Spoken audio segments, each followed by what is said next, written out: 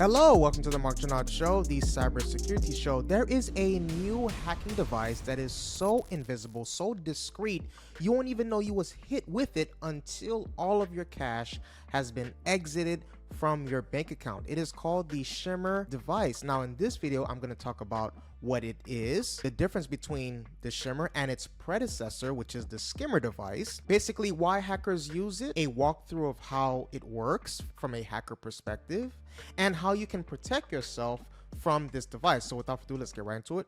We're going dark.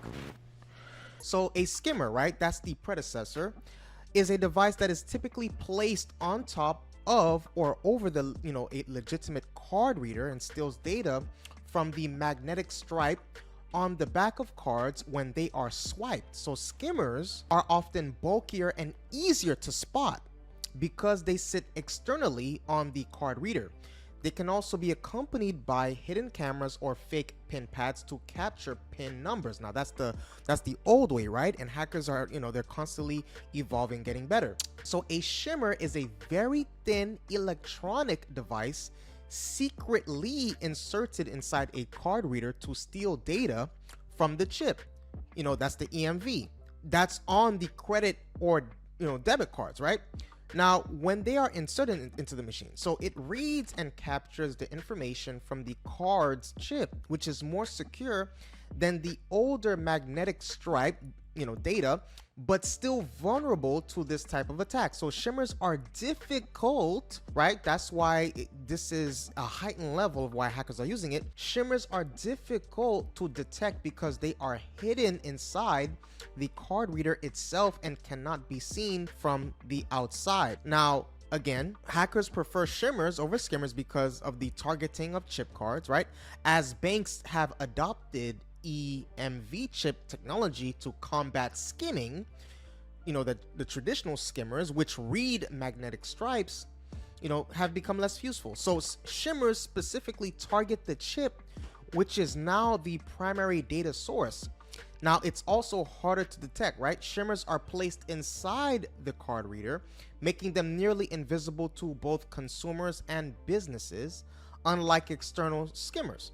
They are not easily spotted during routine inspections and bypassing security. So while EMV chips are designed to prevent cloning, shimmers can still extract enough data to create counterfeit magnetic stripe cards or commit other types of fraud, especially in regions or systems that still accept mag stripe transactions. So shimmers represent a more advanced form of attack compared to the traditional skimming, requiring greater technical skill but offering higher rewards due to the increased difficulty of detection and the value of the chip card data. I'm going to transition into basically a discussion walkthrough of how this is, how hackers use this shimmer device. So the first step is the preparation and device insertion. So the attacker acquires or builds a shimmer device, which is, again, is basically thin enough to fit inside the card slot of an ATM or payment terminal. The criminal visits a target ATM or payment terminal,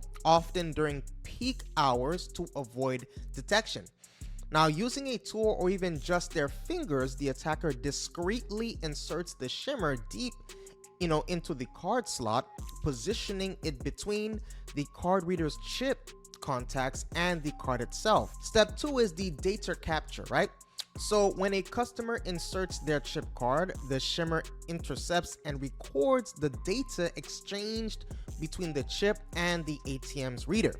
So the shimmer captures sensitive information such as the card number and, in some cases, data that can help clone the card's magnetic stripe. However, it cannot directly steal the chip's cryptographic keys, so full chip cloning is not possible. The third step is the data retrieval. So after collecting data from multiple cards, the attacker returns the ATM to retrieve the shimmer. The device is carefully extracted, again to avoid detection or damaging the machine. Now you have, the fourth step is the card cloning and fraud. So the attacker uses the stolen data to create counterfeit cards, typically with a magnetic stripe, since cloning the chip itself is not feasible. So these cloned cards are then used at ATMs or merchants that still accept magnetic stripe transactions, often in countries and regions with less stringent chip enforcement.